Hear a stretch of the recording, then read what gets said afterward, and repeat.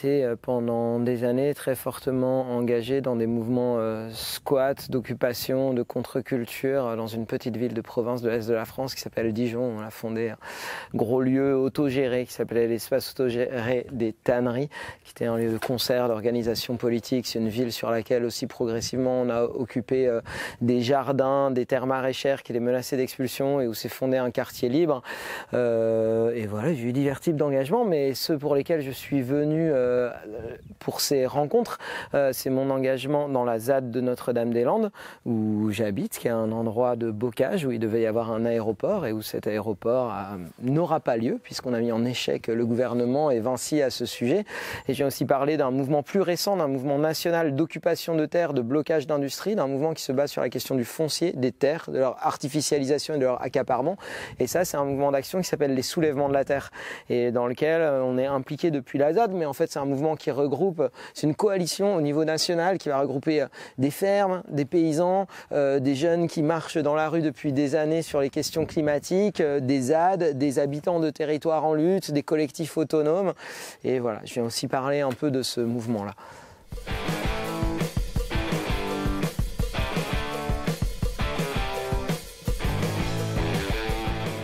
Mes perspectives idéales, ce serait celui d'une espèce de développement, de foisonnement, de commun en rupture avec les aménagements capitalistes du territoire, avec un mode de gouvernementalité autoritaire, sécuritaire, et essayer que se développe un tas d'expériences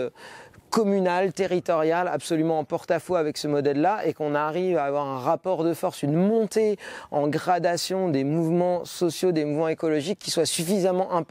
impactante pour enrayer un tant soit peu la catastrophe climatique et environnementale en cours. Et ma perspective idéale dans ces prochaines années, c'est de développer des vies belles, joyeuses et aventureuses, parce que ça le nécessitera à travers ces dimensions-là, ces ambitions-là.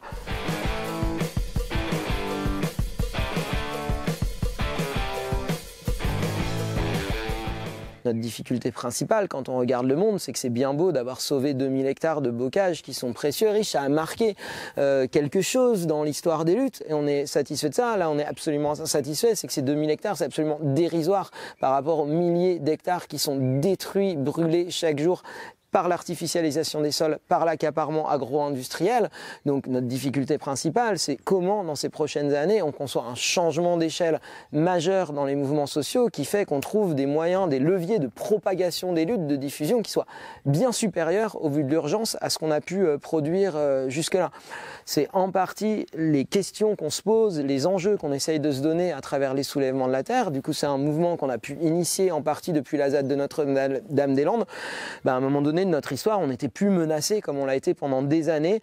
chaque mois, d'une destruction totale de notre territoire. Il fallait qu'on garde un rapport de force constant, des actions, des manifs qu'on construit sur le terrain. Là, quelque part, on est un peu plus serein. On est toujours à un rapport de force sur nos maisons, les champs, des batailles foncières, garder une autonomie sur le terrain, ne pas se faire bouffer par les institutions. Il y a un tas de choses qui sont encore en jeu, mais on n'est plus menacé de destruction permanente. On a un temps qui s'ouvre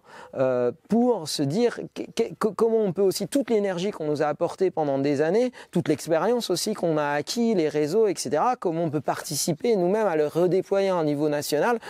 pour essayer de produire, de participer à cet effet de contagion, donner plus de force à plus de luttes. Et voilà, du coup, les questions qu'on se pose à partir de là, nous, on est parti de la question foncière, de dire, il y a un monde paysan qui est en train de disparaître. Il disparaît pourquoi? Parce qu'il y a un ensemble de terres qui vont soit être bétonnées, soit qui vont partir à l'agro-industrie, être accaparées sous des formes d'agriculture absolument toxiques, absolument capitalistes, absolument nuisibles, et qu'on ne peut plus, qui ne doivent plus être maintenues.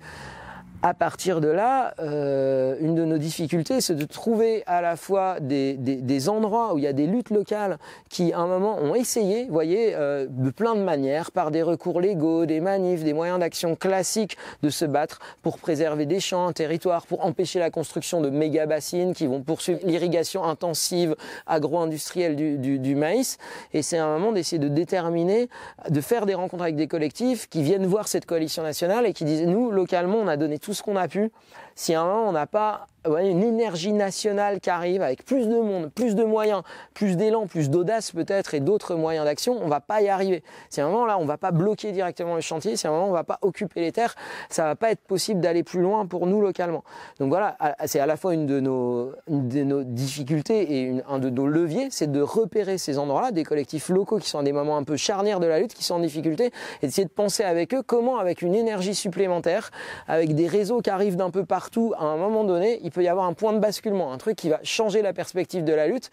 et peut-être permettre une victoire. Parce que la majorité des personnes voudraient, en termes de type de paysannerie, c'est pas possible parce que dans le monde agricole, les gens qui ont le pouvoir quasi hégémonique au sein des institutions agricoles, c'est le lobby agro-industriel, c'est la FNSEA. Nous, une de nos difficultés, c'est comment à un moment on vient perturber ce rapport de force, comment on vient le chambouler, le bouleverser. Et ça peut passer par amener de nouvelles formes d'action dans le répertoire des luttes. C'est à un moment donné, quand le rapport de force est défavorable sur le terrain institutionnel, se dire,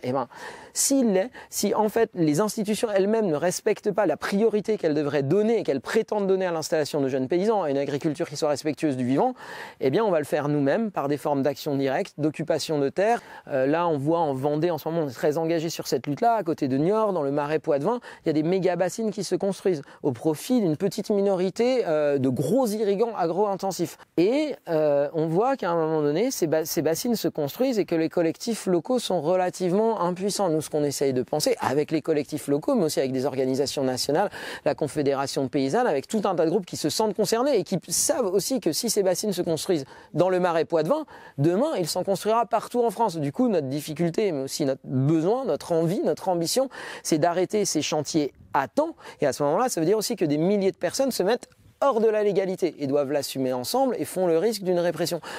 À ce moment-là, il est nécessaire, pour enrayer ces possibilités de répression et pour maintenir le rapport de force, d'être très largement soutenu. Et ce qui était assez incroyable, c'est que juste après le désarmement de la bassine, on était plusieurs milliers de personnes à le faire. Il y a eu quasi immédiatement une tribune dans Le Monde où il y avait, plusieurs représentants porte-parole de syndicats, de grosses organisations nationales qui ne se mouillent pas forcément dans des actions directes ou de terrain, des scientifiques, des penseurs, des intellectuels, des chanteurs, etc., qu'on dit cet acte-là est légitime, on le soutient, si ces chantiers continuent, il devra se reproduire. On n'a plus le temps de continuer avec des modes d'action qui ne soient pas entendus. Donc nous, toute notre réflexion, c'est comment, là, dans les prochains mois, dans les prochaines années, face à toutes ces industries, face à ces projets d'aménagement du territoire, on trouve ensemble, pas seulement les collectifs locaux, pas seulement les organisations nationales, pas seulement les paysans, pas seulement les jeunes qui se battent sur le climat, pas seulement les zadistes, mais comment on pense ensemble, avec une diversité d'actions, des formes qui soient réellement impactantes.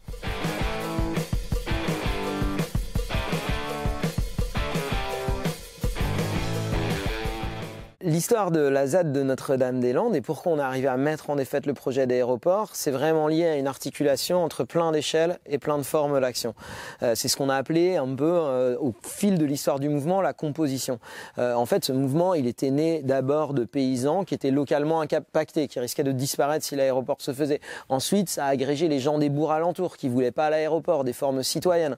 Ensuite, à un moment donné, des naturalistes, des organisations environnementales. C'est une catastrophe au niveau climatique. Des terres paysannes vont disparaître. Ensuite, à un moment donné, il y a eu un appel d'habitants qui voyaient le territoire se dépeupler et qu'on dit « Oh là, il faut que des gens viennent vivre avec nous ». Qui c'est qui a répondu à cet appel? Plutôt des jeunes urbains, anticapitalistes, squatteurs, qui avaient une disponibilité existentielle à venir, à se dire moi, ma forme d'action, ça va être d'aller vivre sur l'endroit qui est menacé. Ce qui a été un détonateur dans cette lutte, c'est un moment que ce qui prenne plus que les méfiances, les défiances, les besoins de prouver qu'on est le meilleur, c'est l'intérêt pour les formes de lutte des autres et la compréhension que si on arrivait à les penser ensemble, c'est-à-dire s'il y a les bons recours juridiques qui permettent que les uns soient pas expulsés pendant que les autres résistent physiquement sur le terrain au moment où il y a les premiers travaux et que les naturalistes font leurs études sur les plantes et qui sont menacées de disparaître et le mettent en avant, si tout ça s'articule, que si à un moment il y a une confrontation dure, mais aussi des manifestations avec 60 000 personnes, que la confrontation est comprise par les 60 000 personnes et pas vécue comme une espèce d'avant-garde un peu folle, etc.,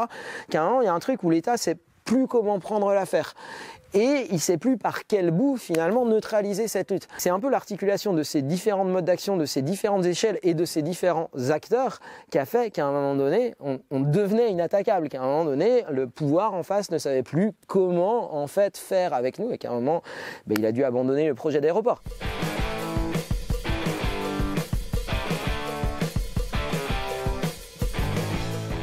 On vient d'une histoire où on va dire que les institutions classiques nous sont profondément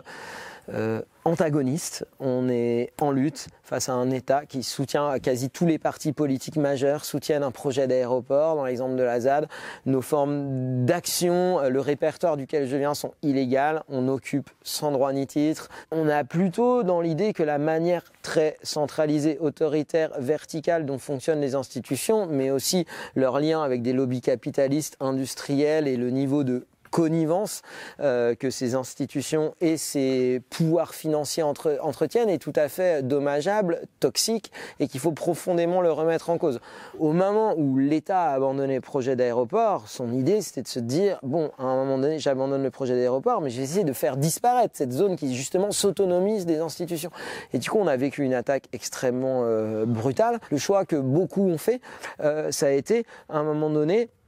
dire si on veut maintenir un espace d'autonomie, d'expérimentation, un laboratoire sur la durée, il va falloir qu'on tienne quelque chose avec les institutions qui va être de l'ordre de maintenir un rapport de force, mais aussi à un moment obtenir, négocier avec ces institutions, parfois des cadres légaux, dont on considère qu'ils puissent pérenniser ce qu'on est en train de faire, notre assise sur ce territoire-là, et qu'il ne soit pas juste une aseptisation, une capture de notre expérience. Et ça, c'est toujours compliqué. On est toujours complètement 4 ans après, occupant sans droit ni titre et squatteurs de tous nos bâtiments. Par contre, on a des baux sur des centaines d'hectares de terre qui sont des baux ruraux, qui est un cadre légal plutôt protecteur, qui est issu de l'histoire des luttes paysannes, du Conseil national de la résistance, etc. Et on considère finalement que ce cadre légal qu'on a négocié avec des institutions est plutôt une protection pour l'expérience communale, collective de la ZAD. Nous-mêmes, sur la ZAD, on va maintenir des formes à des endroits d'illégalité, d'opacité, d'auto-organisation qui échappent complètement aux institutions. Et en même temps, à d'autres endroits, il va y avoir des moments de dialogue. Il y a quelque chose qui doit se trouver, qui n'est peut-être pas juste de l'ordre d'une rupture nette telle que certains peuvent finalement la penser, l'idéaliser, la préférer, je ne sais pas, mais qui est de l'ordre à un moment de trouver comment on maintient ce rapport de force, comment on maintient ces marges d'autonomie et comment aussi à des moments on obtient dans un rapport de force avec des institutions des cadres qui nous permettent de durer.